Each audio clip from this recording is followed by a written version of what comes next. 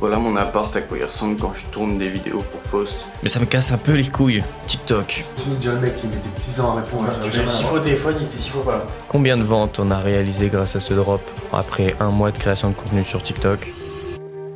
Salut, je suis designer. Je m'appelle Johan Wackernagel et depuis petit j'analyse ce que je vis et m'imprègne de ceux qui m'entourent. Ça éveille en moi toujours plus d'idées ambitieuses mais suis souvent limité par des contraintes techniques et financières. Aujourd'hui, l'intelligence artificielle nous permet de créer sans limite et je compte me servir de cette opportunité pour vous partager mon univers. Mon but est de voir à quel point les cartes sont rebattues et jusqu'où je peux aller en produisant mes idées et si elles peuvent me faire gagner ma vie. Alors si ça t'intéresse de me voir avancer, je documente mes expériences qui mêlent art et business. Bienvenue dans mon histoire. Voilà mon appart, à quoi il ressemble quand je tourne des vidéos pour Faust. Là j'ai mis un tapis juste là pour que le fond il soit un peu plus joli. Du coup je fais des plans un peu comme ça pour TikTok. Je sais pas, j'essaie de faire des trucs. Là on a fait un concours pour le drop. Et voilà, j'ai tourné les vidéos, les vêtements sont là et tout. Mais j'ai pas beaucoup de place, hein. Comme vous voyez, j'ai la light qui est là. Putain, j'ai le seum, je l'ai fait tomber, du coup elle est cabossée. J'ai cassé le truc. Bon, ça se répare en vrai, c'est pas très grave. Bon, le week-end dernier, j'ai posté du coup ce premier épisode de la série, de cette série-là, que je savais pas encore comment appeler, mi-podcast, mi-vlog, mi-journal de bord, où j'explique mon travail et qu'on voit ensemble comment j'évolue. Je l'ai appelé Create in Public. Je sais pas si c'est encore définitif parce que je sais pas si j'aime bien, mais petit à petit ça va s'améliorer le branding et tout. En vrai, j'ai remarqué à quel point il y a plein de choses qui naissent et qui ont pas encore de branding, du coup c'est pas très grave, ça évoluera avec le temps et le branding arrivera de manière logique, ça fera du sens naturellement. Pour le moment, on appelle ça Create in Public et j'ai compris que ça m'aidait énormément à synthétiser les idées dans ma tête. En tout cas, d'avoir fait cette vidéo où j'ai repris tous les rushs que j'avais tournés comme ça au hasard et de m'être forcé à les structurer pour faire un montage un minimum cohérent pour vous, chronologiquement parlant. Ça a structuré mes pensées tout simplement. Et donc je me suis fixé comme objectif de faire un épisode par mois. Donc celui-là il a résumé janvier-février, maintenant je vais en faire un par mois. Donc là on est dans celui de mars normalement. Et là pour ce mois de mars, du coup j'ai continué à faire des TikTok. Donc j'en ai tourné encore hier pour faire un concours. Là on s'est lancé un défi avec l'équipe, c'est de faire un drop. Donc ce samedi 16 mars à 11h on drop la collection pour TikTok. C'est-à-dire qu'on communique que sur TikTok, sur un drop et tout. Et comme ça je teste ces mécanismes de drop, d'inscription, de capture de lead. J'essaye de voir combien de mails on peut acquérir, voir combien de ventes on peut faire sur quelque chose comme ça. Et donc je poste un peu tous les jours sur TikTok. Mais ça me casse un peu les couilles, TikTok. Parce que c'est archi injuste. Vraiment, à quel point c'est aléatoire, ça m'énerve beaucoup. Ça y est, de nouveau, mes vidéos marchent plus alors qu'il y en a des mieux que celles que j'ai fait avant. Factuellement, le hook est mieux. J'ai fait des vidéos concours. Les gens commentent, les gens like, les gens partagent, les gens save. Il y a énormément d'interactions et forcément, ils regardent la vidéo en entière et tout. Il y a un hook qui marche bien. Et pourtant, TikTok décide de pas proposer ma vidéo à plus de monde. Et ça me saoule, tu peux rien y faire, le contenu court, tu ne peux pas décider à qui tu montres ta vidéo, enfin YouTube non plus. Mais YouTube, elle est référencée, ta vidéo, les gens ils vont la voir s'ils regardent des vidéos similaires. TikTok, une fois que c'est fini, elle est perdue à tout jamais et ça me fait un peu chier. Ça me fait un peu chier parce que la même vidéo, tu la présentes à pas à 200 personnes mais à 2000, ça change tout et c'est qu'une question de volonté de TikTok, quoi. Après, en même temps, je veux pas rejeter la faute. Je me dis que c'est forcément la mienne aussi. Bon, bien sûr qu'il y a toujours une part de chance, mais c'est pas tout. Je me remets en question tout le temps.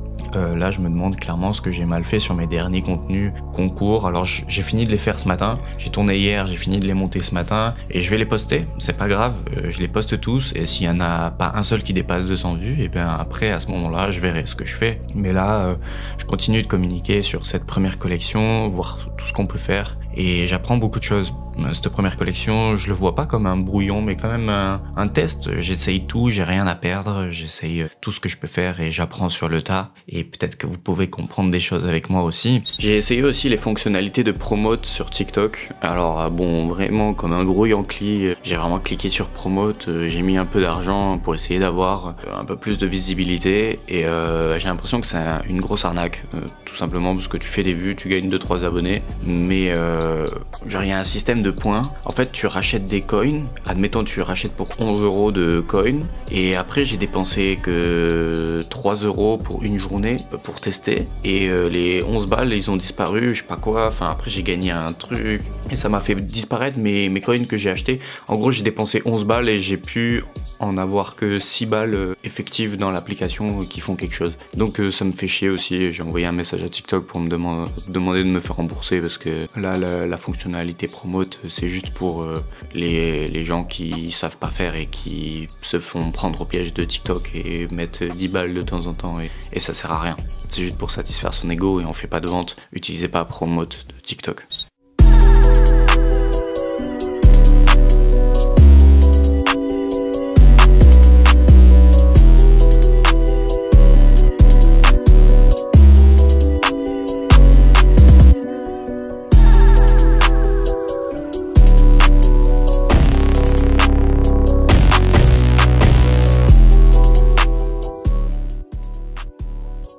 Mais ouais, du coup, il y a un autre truc aussi, bah, c'est vraiment le sourcing des matériaux. Je sais pas, j'ai aucune idée de si c'est l'usine qui fait ça, si tu vois, En général, l'usine, ils ont leur propre fournisseur de matériaux. Ouais. Ils ont leur stock aussi. Et En fait, ça dépend de l'usine, tu vois.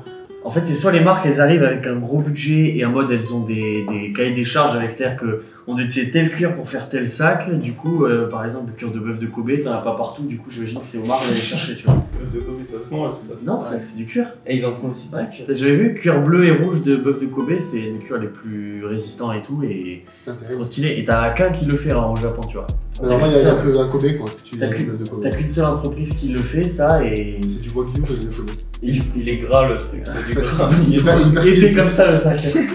Des recherches en matériaux. Tu vois, si on veut faire un jacquard avec un motif spécial dedans, comment on fait ça, tu vois? Il faut trouver une usine qui fait... Des tapisseries, une énorme tapisserie, tu vois, et qui font des pré-découpes dedans. Ouais, c'est ça. Mais le truc, c'est que ça, pour avoir un truc comme ça, c'est chaud, parce que...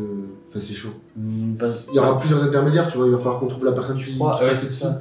En fait, ça dépend, je sais pas, en fait, tu vois, si jamais il y a une usine qui te dit, tu dis, moi je veux ça, l'usine va te dire, ok, pas de soucis, moi j'ai mes fournisseurs, j'ai le textile, j'ai le mec qui sait faire ça. T'es même pas obligé de passer par des usines, je suis sûr que t'as des entreprises de couturières et trucs comme ça, qui sont pas spécialement hyper chères, tu leur demandes de te faire 20 vestes et ça te reviendra moins cher que de le faire en usine, tu vois. Tu crois? On sait jamais, hein, pourquoi pas. Hein. Il y a une paire de chaussures Nike qui a été fait comme ça, ils ont créé un énorme truc. Ouais, mais c'était une collab, tu vois. Genre, c'était un énorme morceau de tissu de 20 mètres, ils ont fait des pré-découpes, je sais plus si c'était le souche ou la structure de la chaussure entière. Et du coup, chaque chaussure était différente. Les chaussures, elles se vendent 20-30 000 € la paire de chaussures. Oh, mais c'est Nike. Ils ont fait ça, oui. Ils ont du poids dans le textile. Mais disons que la chaussure en elle-même, elle était originale dans le sens où chaque vêtement était différent, tu vois. Ouais. En fait, c'est la même collection, c'est le même vêtement, mais disons que le Je pense que c'est coloris plus cher de faire un grand tissu où tout est différent plutôt qu'un pattern qui se répète propre, même un assez grand pattern, tu vois pas la répétition. Mais si jamais on trouve quelque chose qui ressemble à ça, sans forcément créer exactement ça, si on trouve un tissu qui a les motifs qu'on veut, là on en achète au mètre et ensuite on peut donner ça au fournisseur, tu vois. Oui, ça, mais je pense Mais que si tu veux le créer toi de A à Z, genre moi tu dis, voilà t'arrives avec ça par exemple, c'est toi qui l'as dessiné, et à l'usine tu dis moi je veux ça. Ouais. C'est ça. Ouais, ce serait... Moi je pense qu'eux ils te... L'image de marque. Oui, je suis d'accord. Moi je pense que les usines sont en capacité largement de faire ça. Bah, le but, c'est leur but quoi. Donc, mais c'est juste qu'il faut faire la recherche du dessin et tout quoi. Du coup, dans les étapes, il faudrait que d'abord avoir le truc designé parfaitement hyper clair. Le truc, c'est qu'il faut déjà avoir une idée de à quoi va ressembler la prochaine collection. Donc il faut tabler sur combien de vêtements et après avoir les caractéristiques spécifiques. Combien de vêtements, ça va dépendre du fournisseur. Non, mais combien de types de trucs, tu vois. Genre 3 vêtements, 4, tu vois. Ok. Pas le stock. Entre 2 et 3, je pense que c'est une bonne idée, tu vois. Ouais, je pense. Ça permet de faire un truc. Moi, je pense qu'il faut même commencer par une pièce. Ouais, on design une petit à pièce, petit. ouais. Et après, on en rajoute, mais toujours dans la même veine Ouais. de cette deuxième collection en fait. Mais un après l'autre. Ce serait stylé qu'on fasse genre sur un an, à partir du moment où ce processus est rodé, tu vois, sur un an, en gros, on crée une tenue entière fausse, tu vois, de A à Z, avec la veste, l'accessoire, le t-shirt, le jean, les chaussures et tout. De A à Z, tu vois, et en fait, chaque élément, il est drop petit à petit, tu vois. Un peu comme les. Et sur chaque élément, on fait le même processus, donc c'est-à-dire qu'on demande à la communauté ce qu'ils aiment bien, quel style de truc ils aiment bien. Ouais, c'est cool en vrai. Je sais pas quel est la vraie valeur de faire forcément une tenue complète. Tu vois, je me vois pas faire des chaussettes. Non, mais pas forcément des chaussettes, mais des pièces genre un jean, veste, sweat, tu vois. Bien sûr, j'avais prévu, tu vois, de faire au moins un pantalon assez vite. Une belle veste, parce que comme le bureau de tabac, on disait, quand ils ont tout en pièces. Le bureau de tabac 3 €, t'as jamais vu ça? Ah, mais dans les livres. Construis ton dinosaure et tout. Ah ouais, les dents. Au début, ça coûte 80 centimes, mais après, c'est 200 200 balles. Dis-toi que j'étais en train de faire un dinosaure et j'ai jamais pu finir. Ma grand-mère, elle a appelé carrément les fournisseurs et tout, et ils avaient arrêté la collection. J'étais putain. Paris X Projet. T'as saccagé le nom de la marque, c'est pas Projet X Paris, ouais. X Paris, ouais, horrible. Ignoble cette marque. C'est une marque. Et dis-toi que j'avais acheté des trucs de cette marque. Bah, tu vois, tu fais comme ça là-dessus. Mais non. Ouais, qu'est-ce que tu fais? C'était l'époque où mes jeans ils étaient comme ça et tu voyais mes veines. Je savais même pas qu'il y avait une époque de Projet X Paris. Non, moi j'ai vu, il y avait une boutique à Toulouse. Mais il y a encore malheureusement. C'est un Rome. C'est la roue Qui qui pas celle qui s'est écroulée. Ah oui, il y a eu un immeuble. Il y a un immeuble qui s'est Il y a écroulé. une qui s'est écroulée, mais c'est c'est la boutique. Non, après parce que t'as. Non, parce que. Attends. T'as Street, t'as toutes ces boutiques, il faudrait les brûler, donc j'espère que tu vas s'écrouler quoi. Tu sais que cette rue-là. Ce que je comprenais pas, c'est que dans cette rue, dis-toi que t'as une bonne partie des boutiques qui vendent que du faux. Mais c'est pas du faux, c'est même pas la marque. Y a pas marqué Balmain, non, faux. mais c'est des imitations. Ouais. Genre, t'as une boutique de chaussures dans un angle, ils ont que des imitations de marques de luxe. Mais regarde, est-ce qu'on dit que Zara, ils font du faux? Ah bah oui. Ils font que des imitations, les Moi mecs. je le dis, il faut que des Moi aussi, imitations. De toute façon, ça fait un moment, Joanne, qu'on s'est dit ça. On s'est dit qu'il fallait que, à partir d'un moment donné de la deuxième collection, ça va pas être un truc de fou, ça va être. Mais quand même, ce serait bien qu'on ait. Je trouve ça plus. Enfin, Je trouve ça plus fou. Non, mais pas un truc de fou dans le sens, pas une pièce quoi. Non, bien sûr. Tu peux faire des sapes iconiques en. Mais en fait, c'est ça, c'est plus important d'avoir une pièce iconique qu'une gamme de 20 pièces moyennes. Ouais. C'est plus fort, mais je l'ai compris. Ah oui, Enfin, non, c'est tu clair. vois, Forever Vacation, ils ont percé avec leur pull à monstre là. Ouais. Il est partout, je le vois. Même tous les jours. les pulls, Ouais. les pulls roller coaster aussi. Ouais, voilà. Ils ont eu à chaque fois 2 vêtements par collection. Et juste parce qu'ils ont un bon produit, Ouais. et ils font. Il y a un storytelling derrière Il qui y est a fou fou aussi. Non, le storytelling, il est limité, je trouve. Hein. Franchement. Du Forever Vacation? Ouais, leur univers, il est très limité. Il y a pas Non, de- il n'y a pas d'univers. C'est Mais par contre, il y a Ouais, voilà. il n'y a pas d'univers du tout, il y a juste un storytelling, c'est en mode il raconte comment il crée la marque, il te montre un peu Voilà, les c'est dessous ça. de la Ah oui, création oui, de marque ok, et tout. ok. Ça, c'est le storytelling. C'est Par le contre, backstage. Ouais, c'est pas pas ça du du tout tout. mais c'est un peu comme, ils ont un peu la même image que. Comment ça s'appelle Suprême, tu vois. Ils ont Suprême, t'enlèves le logo Non. rouge, t'enlèves le logo rouge, mec, t'as pas l'impression que c'est la même marque. Ils sortent que Mais des. mec, Supreme Gros, c'est mais- quand même une référence dans le monde du skate et tout, c'est hyper connu Je avant parle ça de, s'appelle. de maintenant, là, actuellement. Suprême, je sais pas s'ils continuent à faire des drops tous les jeudis matin et tout comme ça. Ouais, Mais tout ce qui je sais sort, pas si, mais- tout ce qui sort, s'il n'y avait pas le logo rouge Suprême, ça fait pas, c'est pas Je le suis même d'accord. univers. Ouais, ok. D'accord, mais Si, putain. c'est un univers du coup. Mais. Ah, c'est un univers par Parce qu'il y a univers, ouais. le logo, tu vois. Non, mais justement, ils font plus que juste le logo. Genre, ils font de tous les objets en rouge Ouais. avec le logo. Là, Des aquariums, Ouais. ils sortent des Ouais. Des caravanes, Ouais, des caravanes et tout. finalement, mec, c'est ça la DA de la C'est marque. ça, la- C'est tout quoi, c'est lifestyle. Ouais. Ouais, c'est ça. Mais c'est comme le carré blanc sur fond blanc. Il y en a un qui existe et après, tu peux pas refaire une marque Ouais. avec un logo bleu et Ouais. Oui. un typo jaune. Tu refais la même chose, ça marche pas, tu vois. Je pense qu'il faut commencer à actionner le levier du dépôt-vente parce que je pense que ça prend du temps aussi de négocier et tout. C'est ça, mais en fait j'avais arrêté, j'avais pas continué. Déjà le mec il mettait 6 ans à répondre. Tu j'avais l'as jamais 6 fois au téléphone, il était 6 fois pas là. Et bah du coup quand toi tu m'as parlé du fait que tu voulais faire sur les réseaux et tout, j'ai dit bon bah on va mettre Ouais. en stand-by, on va voir comment ça se passe. Autre chose aussi, je me suis remis à écrire sur papier. Ça, tu vois, c'est juste des fiches que j'avais pour le bac, dont je me suis pas servi. Enfin, ma mère m'en avait acheté beaucoup trop. J'ai retrouvé ça chez elle, donc du papier vierge. Et je réécris sur papier, ça me permet de mettre beaucoup plus à plat mes idées. J'aime bien écrire sur iPad mes idées, brainstormer et tout. Et c'est très pratique de pouvoir les avoir partout, surtout sur le papier. Je prends pas ce carnet partout et je l'ai que sur mon bureau, donc dès que je me déplace, je l'ai plus. Mais ça m'a quand même permis de poser beaucoup plus mes idées. Tu vois, rien que d'écrire comme ça, bêtement, mes stratégies, structurer, qu'est-ce que je dois faire, quand, etc. Quel nombre, mes objectifs de contenu aussi, parce que mes objectifs, je les quantifie en action et pas en résultats, parce que les résultats, ils dépendent pas de moi, ils dépendent de l'action. Donc si je me dis, ok, je fais un TikTok par jour pendant un mois, là, j'ai rempli mon objectif. Par contre, si je me dis je dois faire 100 000 vues en un mois, bon ben ça veut rien dire, tu vois. Si tu fais 100 000 vidéos qui font une vue, t'as réussi ton objectif et pourtant c'est de la merde. Mais ouais, je disais sur papier, j'arrive un peu plus à clarifier mes esprits et tout. Et tant pis en fait si j'ai plusieurs vecteurs différents pour écrire mes idées, que ce soit le téléphone au clavier, que ce soit l'iPad au stylet ou un carnet et un stylo. Je vais essayer de me remettre au carnet stylo comme je faisais avant d'avoir l'iPad. Ok, je me suis dit que j'allais tourner un petit peu la caméra pour changer de côté. Voilà où je travaille. C'est tout, c'est juste un ordinateur, normal. Bon, déjà dans ce process de travailler sur du papier et un carnet, bah je me suis acheté un vrai carnet où j'ai vraiment envie de bosser dessus et d'écrire. Un beau carnet, bon, qui coûtait un peu cher, mais au moins je me dis que si j'ai un bel objet, j'ai plus tendance à avoir envie de m'en servir sur le long terme. Et donc, si ça marche long terme, c'est rentable. Donc j'ai investi un petit peu dans un carnet qui me fait plaisir. Travailler avec des trucs qui font plaisir, c'est important. Même s'il faut pas trop se faire plaisir non plus, parce que des fois, on se justifie des trucs pour rien. Mais là, un carnet, même à 15 balles, j'étais content. Et puis pendant cette balade où je suis allé m'acheter un carnet, j'ai pensé à un truc. En fait, j'ai envie de créer une communauté. Alors, c'était déjà mon but, hein, à travers ces vidéos, de vous partager ce que je fais. Putain, la caméra, elle a plus de batterie. Et j'ai une caméra qui fait que bugger. Bon, je reprends. Donc, je disais que j'ai envie de créer une communauté. Bon, en soi, c'est déjà ce que je fais sur YouTube. Je partage à des gens un centre d'intérêt, enfin mes centres d'intérêt, ce que je fais. Et donc, ça rassemble des gens qui ont le même centre d'intérêt plutôt. Sauf que, bah oui, vous pouvez apprendre de moi, de mes expériences, de mon expérience, de ce que je raconte et de ce que je suis en train de faire. Et en fonction de là où vous êtes avancé, ça va vous aider plus ou moins. Si vous avez déjà commencé votre marque de vêtements, vous allez vous reconnaître dans certaines situations, avoir certaines problématiques et avoir des solutions, pouvoir venir me poser des questions, etc.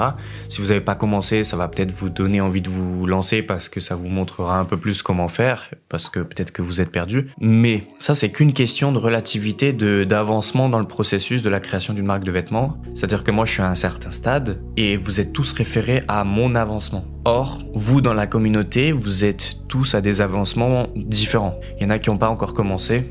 Il y en a qui n'ont pas encore commencé et qui n'ont pas d'idées. Il y en a qui ont déjà des idées mais qui ne sont pas lancés parce qu'ils ne savent pas par où commencer. Il y en a qui ont déjà commencé et qui ont raté. Il y en a qui ont déjà commencé et qui ratent un peu moins. Il y en a qui ont une marque qui fonctionne. Il y en a qui aimeraient booster encore plus. Il y en a qui aimeraient juste apprendre à marketer. Il y en a qui savent marketer mais qui ne savent pas brander. Je suis sûr que tous ces profils existent parmi vous sur cette chaîne YouTube. Et il y en a aussi qui sont juste curieux et qui pourraient se laisser tenter petit à petit. Sauf que, évidemment, en fait, cette hiérarchie d'avancement dans le processus, chaque personne qui est juste au-dessus de toi pourrait potentiellement te donner des conseils, pourrait potentiellement t'aider parce qu'il est déjà passé par l'étape que tu es en train de traverser. Sauf que, comme c'est moi qui parle sur cette chaîne, vous m'entendez moi, mais l'autre personne qui est dans les commentaires, si elle commente pas, vous la connaissez pas. Si elle crée pas du contenu sur YouTube ou sur un réseau social, vous ne la connaissez pas. Or, il y a beaucoup de valeur à gagner, à discuter avec des gens qui ont les mêmes centres d'intérêt, et je comprends tout à fait que tout le monde n'ait pas envie de créer du contenu sur Internet. C'est pas à la portée de tous,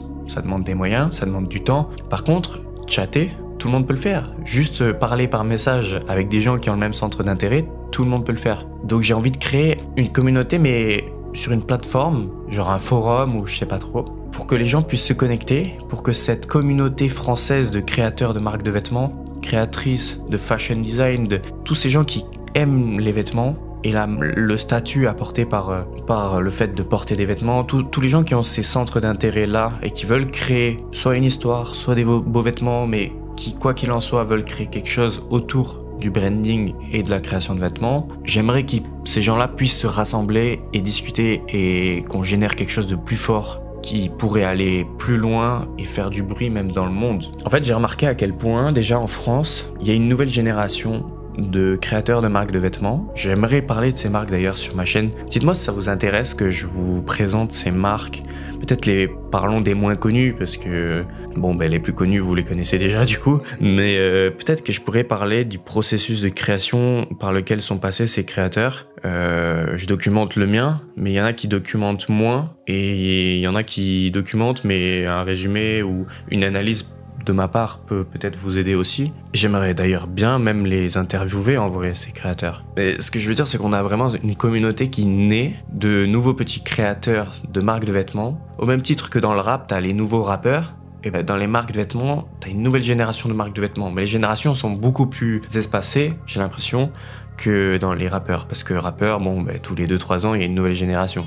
Les marques de vêtements, il y a celles qui sont en place depuis 100 ans, il y a celles qui sont en place depuis 20-30 ans. Et là, avec l'entrepreneuriat sur Internet, il y a une nouvelle vague de créateurs de marques de vêtements qui, dans 10 ans, seront les prochaines grosses marques. Alors, je sais pas comment elles vont s'inscrire, sur quel niveau de marché. Est-ce que ce sera les nouvelles marques de luxe ? Peut-être pas, ou alors il va falloir faire une grosse transition parce qu'on part souvent tous de pas grand chose. Mais ouais, je serais pas étonné que la mode française tienne et que la France reste le pilier de la mode pour encore des années et des années, au vu de cette force, de cette nouvelle génération qu'on a là. Et j'aimerais bien la fédérer et faire en sorte que ça puisse être encore plus puissant et qu'on puisse continuer à faire du bruit dans le monde et à vendre worldwide, parce que on a vraiment un pays de gens créatifs. C'est pas le cas partout. Aux États-Unis, ils font des marques de vêtements, mais c'est flingué. Les petits créateurs de marques de vêtements, ils font tous des suites et des jogging avec des flocages. Et ils font des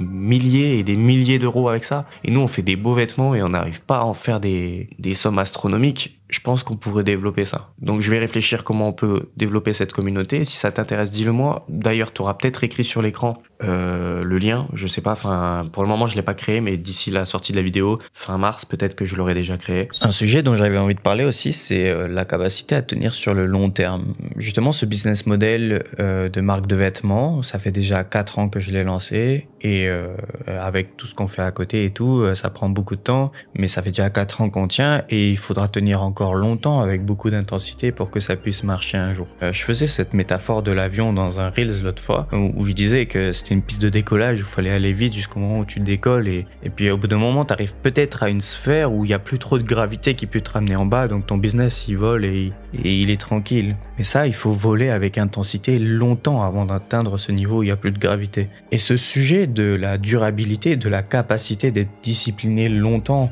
et de faire les choses de manière répétée malgré les échecs, c'est quelque chose dans lequel je pense qu'en vrai je peux être assez bon, puisque mine de rien ça fait quand même 8 ans que je crée comme ça. Alors bien sûr qu'il y a eu des échecs, bien sûr qu'il y a eu des moments où j'ai changé de direction, bien sûr qu'il y a eu des moments où j'ai fait d'autres choses, mais globalement si j'en suis là où j'en suis aujourd'hui, même s'il y a des choses qui auraient pu être mieux faites, même si j'avais, tu vois par exemple si j'avais jamais arrêté les vidéos YouTube, aujourd'hui j'aurais beaucoup plus compound sur ma communauté et j'aurais pas à refaire ce travail que je suis en train de faire depuis début 2024. Sauf qu'il y a des fois, et ça pour moi je pense que c'est la chose la plus dure, qui me met le plus de bâtons dans les roues sur le long terme, c'est que je suis jamais satisfait. Alors, ça peut être vu comme un point positif. Jamais être satisfait, c'est vouloir toujours plus, c'est aller de l'avant. C'est un moteur, c'est du désir en fait. Quand tu n'es jamais satisfait, tu désires plus, tu désires une meilleure situation, tu désires réussir quelque chose, donc ça te met en mouvement, donc tu avances.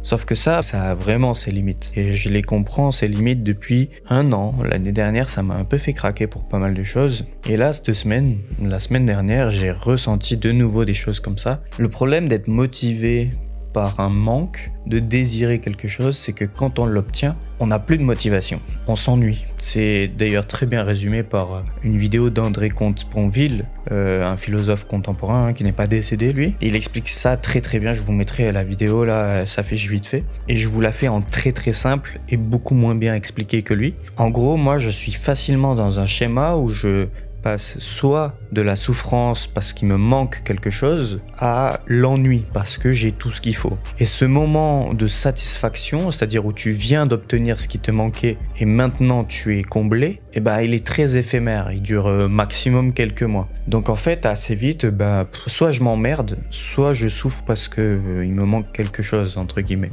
Et même pire que ça, quand je m'ennuie, et c'est ce qui m'est arrivé la semaine dernière, je suis dans une phase où cette année, j'ai tout ce que je veux. J'ai tout ce que je voulais si je regarde 5 ans en arrière.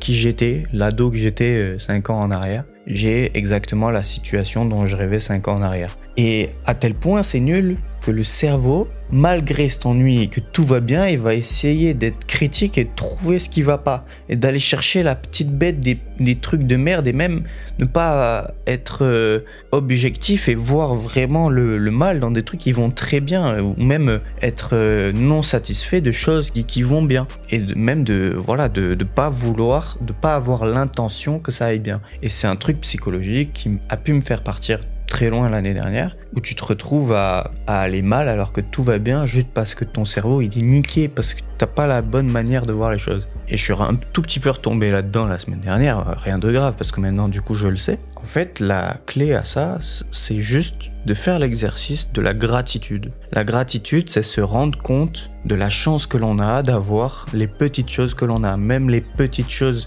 que l'on n'a pas faites pour soi, et d'autant plus celle-là. Il se passe un petit truc marrant dans la rue, tu le vois, un chien mignon qui passe. Il faut que tu remarques ce petit moment et que tu manifestes ta gratitude, que tu la prononces, que vraiment que tu la matérialises dans ta tête et que tu sois reconnaissant envers cette petite chose qui vient d'arriver. Et d'autant plus pour les grandes choses que tu arrives à faire et les belles choses et les belles situations que tu arrives à provoquer. Et ça, c'est un entraînement quotidien. Quand on est capable de se rendre compte de la chance qu'on a, quand on est capable de se rendre compte des choses positives et de les matérialiser, on peut tout simplement couper ce schéma du passage de la souffrance du manque à l'ennui en étant de la souffrance du manque. Ça peut arriver, c'est un fait. Du coup, on se met en mouvement à la satisfaction de l'obtention et ouais, voilà, même si c'est tous les jours pareil, t'as le droit d'être tous les jours content pour la même chose en fait. Il faut pas toujours plus. Tu peux être content tous les jours d'avoir ta famille proche de toi, d'avoir le temps de faire le sport que t'aimes, même si tu le fais tous les jours en fait. Et ça, dans l'entrepreneuriat, comme on est mené à faire tous les jours la même chose pendant très longtemps, ou en tout cas des routines, parce qu'on est obligé de structurer notre emploi du temps pour pouvoir se concentrer et prioriser les choses pour avancer dans le business. On est quand même amené à, tant que ça marche pas, à avoir un train de vie assez monotone. Il faut que je continue d'avoir de la gratitude et de reconnaître que j'ai la chance de pouvoir prendre le temps de faire mes idées. Et ça, je le faisais plus assez et bah ouais, rien que d'avoir le temps de parler à cette caméra un jeudi après-midi alors que tout le monde est au boulot, bah j'ai de la chance. Tout simplement. Ah mais attends, il faut que je précise un truc quand même, c'est que ça c'est important pour être heureux en fait, enfin juste avoir de la gratitude pour ce que tu es en train de vivre et vivre sur l'instant présent et se rendre compte des choses. Par contre, c'est pas une finalité, c'est pas pour autant qu'il faut ne rien faire de sa journée et être heureux. Enfin en tout cas moi je sais que je peux pas être heureux comme ça, pas à mon âge, pas maintenant comme ça à 22 ans, je veux pas passer mon temps à rien foutre et juste être satisfait. C'est pas se satisfaire, c'est se réjouir. C'est pas la même chose. Satisfaire, il y a la notion de suffisance. Moi, j'ai toujours cette notion de quand même toujours plus, mais dans le sens du rêve, dans le sens du je veux me fixer des objectifs, j'ai envie de créer des choses et je vais tout faire pour y arriver. Et par contre, chaque jour, je vais me réjouir des petites choses, des petites marches que je gravis. Et ouais, je pense que c'est deux choses couplées, en étant à la fois content de ce qui se passe, mais pas forcément contenté, de vouloir essayer d'avoir plus, même si on est déjà content de ce qu'on a. Bah là, je pense que ouais, j'ai un cocktail qui fonctionne assez bien pour tenir longtemps, sur le long terme, en faisant des choses qu'on aime malgré les sacrifices que ça comprend. Maintenant, il faut le faire, quoi, c'est tout. Finalement, au bout d'un mois de TikTok, qu'est-ce que je peux en retenir? C'est que déjà, c'est vrai que c'est bien d'être régulier. En vrai, ça marche. Au bout d'un mois, j'ai quand même gagné presque 200 abonnés en partant de totalement zéro. Mais paradoxalement, les abonnés sur TikTok, ça sert pas à grand chose. En vrai, je sais pas à quel point ça sert, parce que ta vidéo, elle est référencée à 95% à des nouvelles personnes. Et limite, les personnes qui sont déjà abonnées voient pas ta vidéo. Mais je sais pas à quel point, parce que quand même ils revoyaient les vidéos, ils recommentaient toujours les mêmes et tout, donc je sais pas à quel point il y a la possibilité de créer une communauté sur TikTok. Il y a des fonctionnalités de story comme sur Insta et ça marche plutôt bien, les gens les regardent quand même un peu. Il y a possibilité quand même de s'adresser à sa communauté. Niveau potentiel de viralité, il est soi-disant important, mais moi j'ai pas pu l'expérimenter. Alors j'ai essayé de faire des contenus qui marchent, j'ai essayé de reproduire des trucs qui avaient explosé chez certains. Ça n'a pas explosé pour moi. Il y a des contenus qui ont fait 1700 vues, il y a des contenus qui ont fait 2000 vues, il y a des contenus qui ont fait 200 vues, mais ça a jamais dépassé des dizaines de milliers. Et en ayant passé du temps sur la plateforme a beaucoup étudié de comptes et tout, ben on remarque quand même qu'il y a énormément de comptes flop. En fait, la partie des gens qui pètent d'un coup, c'est vraiment une infime partie de l'iceberg émergé. Et aussi, le type de contenu qu'attendent les gens sur TikTok est beaucoup moins travaillé que Instagram par exemple ou YouTube, où en tout cas tu peux apporter beaucoup moins de subtilité, beaucoup moins de valeur. C'est beaucoup plus succinct, superficiel. Donc ça m'apporte pas grand chose à moi en tant que créateur. J'aime pas trop cette plateforme parce qu'en fait les gens skippent beaucoup trop vite, l'attention est beaucoup trop faible et les gens cherchent pas de la valeur, en fait ils cherchent pas des choses intéressantes, ils cherchent juste à détruire leur cerveau quand ils s'ennuient et c'est vraiment triste. Du coup entre guillemets j'ai eu l'impression de rabaisser mon niveau à un moment donné pour créer du contenu TikTok, à me dire bah vas-y arrête de réfléchir, fais plus con, ça va peut-être marcher plus que quand tu réfléchis beaucoup. Et ce que je viens de dire là, je pense que c'est vrai dans une moindre mesure dans tous les domaines dans la vie. Il y a des fois il faut mieux pas trop se poser des questions et juste agir, mais quand même avec ce raisonnement là faut pas aller trop loin parce que sinon tu deviens juste bête. Donc je sais pas trop quoi penser, je sais pas si je me remettrai à créer du contenu parce que il faut le faire spécifiquement pour la plateforme. Quand tu crées des reels ou des shorts et que tu les mets sur la plateforme TikTok, ça marche pas spécialement. Comme je l'ai dit, l'audience attend des choses différentes, donc ça prend du temps de faire du contenu spécifiquement pour TikTok. Et donc, au bout d'un mois de création de contenu sur TikTok, qui était quand même dans le but de faire percer un petit peu la marque, de créer une communauté autour de Faust, puis ensuite on s'est donné l'objectif de faire un drop.